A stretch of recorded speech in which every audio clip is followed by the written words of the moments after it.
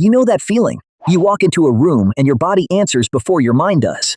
Not with words. Not with a thought. Your chest opens a little. Your breathing drops down. Your jaw unclenches.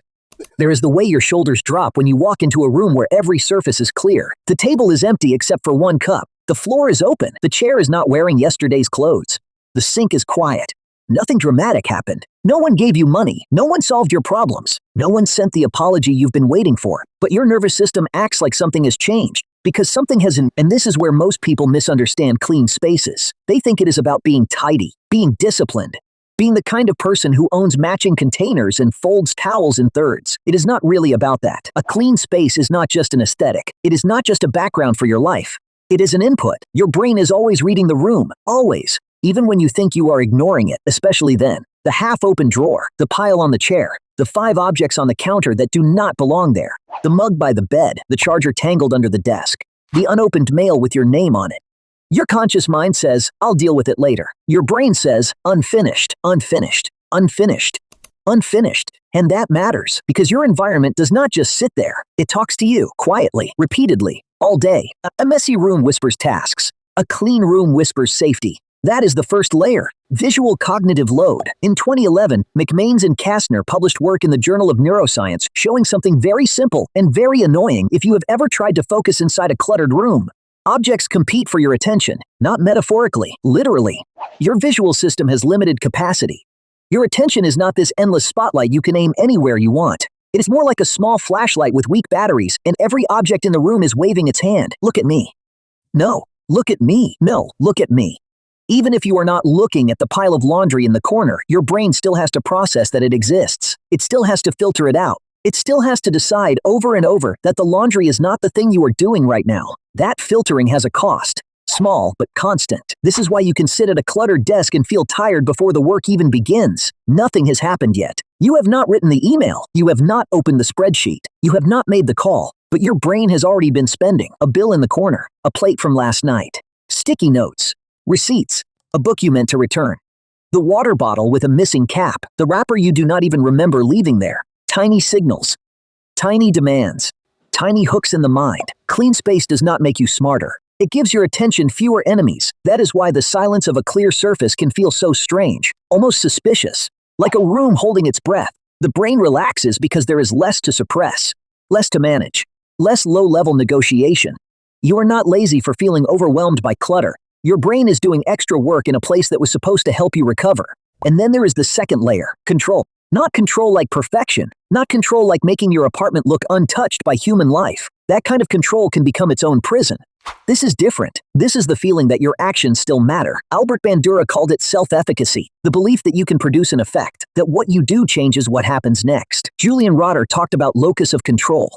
Whether you experience life as something happening to you or something you can participate in. And this is where clean spaces get psychological. Because when life feels chaotic, your home can start to look like the inside of your head. Not because you are broken, because the outside keeps reflecting the inside back at you. You come home drained. You drop the bag. You leave the shoes. You put the plate down just for now. Then tomorrow you wake up inside yesterday's exhaustion. And every object says the same thing. You didn't handle this. You didn't finish this. You are behind. That is a heavy room to wake up in. But when you make one small corner clean, something shifts. Not everything. Not your whole life. Not your childhood. Not your bank account. Not the complicated relationship you keep replaying while brushing your teeth. Just one corner. You clear the nightstand. You throw away the receipts. You put the cup in the sink. You fold the blanket. And your brain gets evidence. I can change something. I can touch the world and the world changes. That sounds too small until you have lived through a season where nothing feels movable. Then it is not small. It is a rope. A clean space becomes proof of agency. Not proof that you are perfect. Proof that you are not completely powerless. This is why the first 10 minutes of cleaning can feel irritating, but the last 10 minutes can feel almost emotional. At first, it is a chore. Then it becomes a signal. You see the counter clear and something in you says quietly, I did that. And your nervous system believes evidence more than speeches.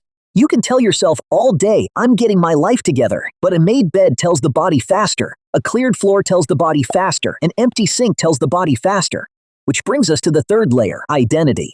James Clear writes in Atomic Habits that the deepest form of behavior change is identity-based. Not what do I want to achieve, but who am I becoming? This is why clean spaces matter beyond the obvious. Because every action is a vote. You wash the dish, and somewhere under the action, you are voting for a self. a person who resets, a person who finishes, a person who does not abandon themselves to the mess. Again, not perfectly. Perfection is brittle. Perfection breaks the first time you are tired. Identity has to survive real life. There will be clothes on the floor. There will be dishes. There will be days when the room looks like you lost a fight with your own schedule. That is not failure. The question is not, is my space always clean? The question is, what do I return to? Because identity is built through returning. You become someone who comes back to order, someone who notices when the environment is pulling you down and does one small thing. Not to impress anyone, not to perform adulthood, not to make the room acceptable for a photo, to become recognizable to yourself. This is the quiet part of clean spaces. They do not just reflect who you are, they train who you are. A room can train you into avoidance, or it can train you into completion. Leave the cup, leave the towel, leave the bag, leave the email, leave the conversation, leave the decision. Soon your life has a rhythm. Start, drop, avoid, but another rhythm can be built. Use, return, open, close, begin, finish. Small as a glass back in the cabinet. Small as a pillow back on the couch. Small as the shoes by the door instead of in the middle of the room. The brain loves patterns. It will build a life out of what you repeat, and the smallest repeated actions become instructions. This is who we are now. Then comes the fourth layer, morning. There is a reason Admiral William McRaven's speech about making your bed spread so far. It was almost too simple. Make your bed.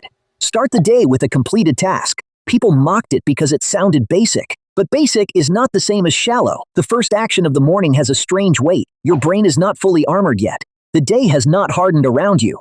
Your attention is still soft. Your mood is still setting. Neuroplasticity is not magic, but your brain does learn from repetition, especially from repeated cues tied to time, place, and reward. Philippa Lawley's 2009 work on habit formation showed that habits take time, often longer than people want. On average, around 66 days for a behavior to become more automatic, with plenty of variation. That matters because people quit too early. They clean for 2 days and expect to become a different person. They make the bed for a week and feel ridiculous. They clear the desk and then life gets messy again, so they call the whole thing fake. That the point is not the single act. The point is the groove. Morning cleaning is powerful because it gives the brain a first loop. I wake up. I act. I complete. The room changes. The self receives the message. A made bed is not a moral achievement. It is a neurological cue, a little flag planted in the first hour of the day. And no, it will not fix depression. It will not erase grief. It will not cure burnout. Anyone who says that has not sat on the edge of a bed at 7:12 a.m. feeling like the day is already too much. But it can create a small, finished line. And when your mind is foggy, finished lines matter. Because the depressed brain often cannot see the whole staircase. It needs one step that is visible. Pull the sheet, place the pillow, clear the cup, open the window, let light hit the floor. Not because you are trying to become a productivity machine. Because your brain needs proof that the day has begun and you are inside it. The fifth layer is more personal.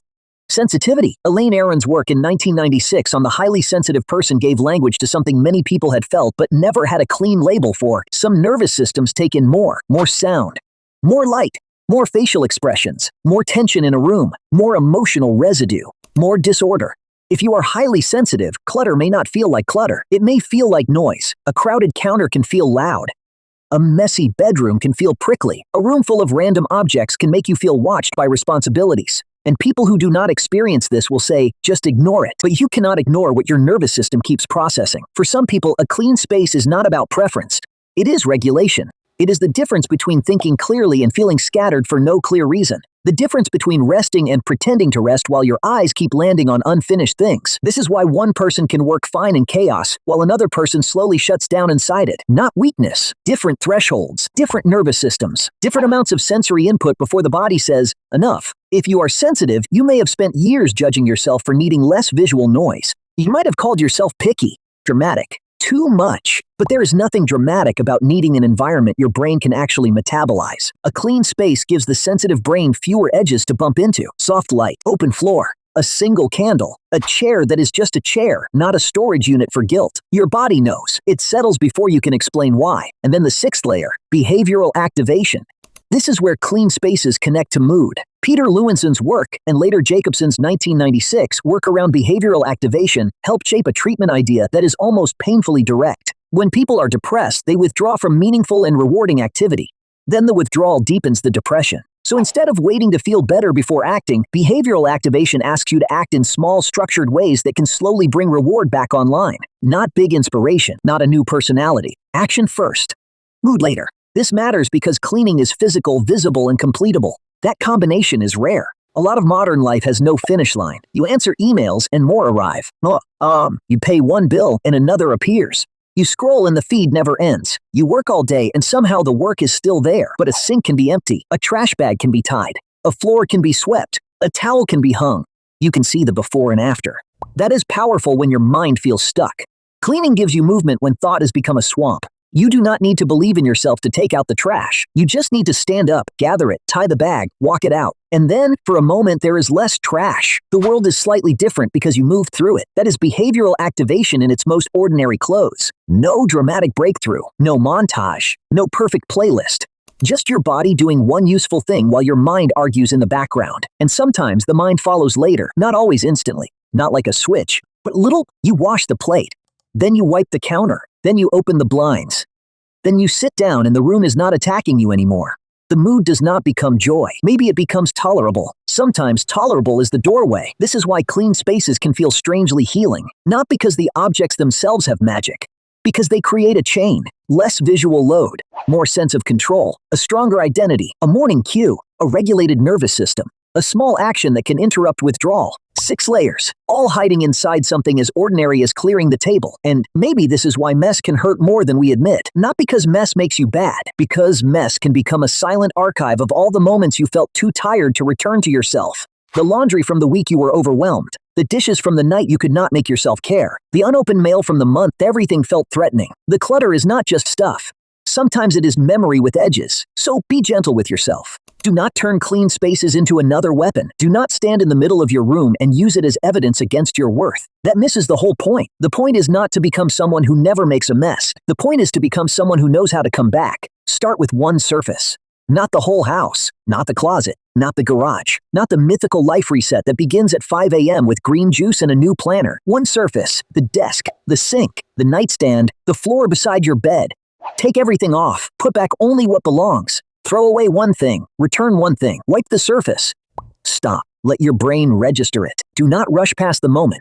Stand there for 3 seconds and look at the clear space. This is not vanity. This is evidence. You started something.